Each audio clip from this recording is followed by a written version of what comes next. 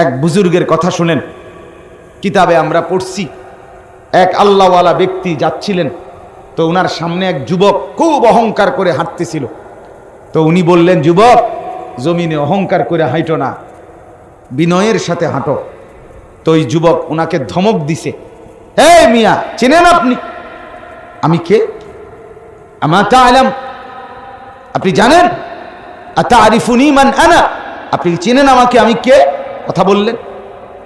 তখন ওই আল্লাহওয়ালা ওনার এই যুবককে বলছে, হ্যাঁ যুবক, আমি চিনি তোকে, আমি চিনি বেটা তোকে, তুই শোন আমার কাছে, তুই কে? তো বলছে, বলেন আপনি। বলছে, তুই হলি প্রথম তুই হলি এক ফোঁটা নাপাক দুর্গন্ধময় বীর্য। এরপরে তুই হইলি কিছুদিন পরে একটা পচা দুর্গন্ধযুক্ত একটা মরা লাশ। আর মাঝখানে এখন তোর পেটের মধ্যে আছে কিছু পায়খানা। এই হলি তুই। তোর শুরুটাও ছিল নাপাক, এখনো তোর পেটে আছে নাপাক। তুই অচিরেই একটা পচা দুর্গন্ধযুক্ত লাশ হয়ে পড়ে থাকবি। এই হলো তোর পরিচয়। কিতাবে লিখছে, যুবক তখন মাথা নোয়ায়, হায়, সে তো আমার আত্মপরিচয় বলে দিল। অহংকার কিসের ভাইয়া? আলাইসা ফি জাহান্নামা মাসওয়াল লিল মুতাকাব্বিরিন, আল্লাহ তাআলা বলেন, জাহান্নাম অহংকারীদের নিকৃষ্ট ঠিকানা। প্রত্যেকটা গুনাহ অহংকার। বাতারুল হক, নবীজি বলছেন অহংকার কাকে বলে?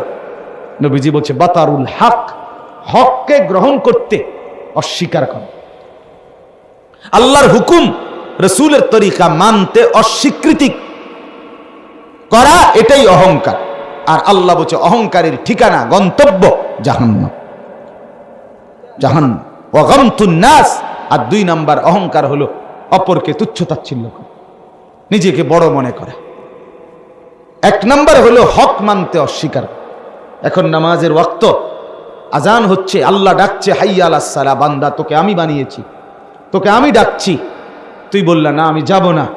আল্লাহ বলে, ঠিক আছে অহংকারী, আমি এর পরিণতি দেখাই দেবো। তুমি ভাত খাইতেছ, খা, ঘুম যাবি, ঘুমও যাস, এগুলো আমি কুত্তারেও খাওয়াই, এটি কোনো আশ্চর্য না। বাদ দুগা খাইস তুই, কিন্তু আমি তোরে বুঝাম, আমি দেখব তুই কার সামনে অহংকার করলি।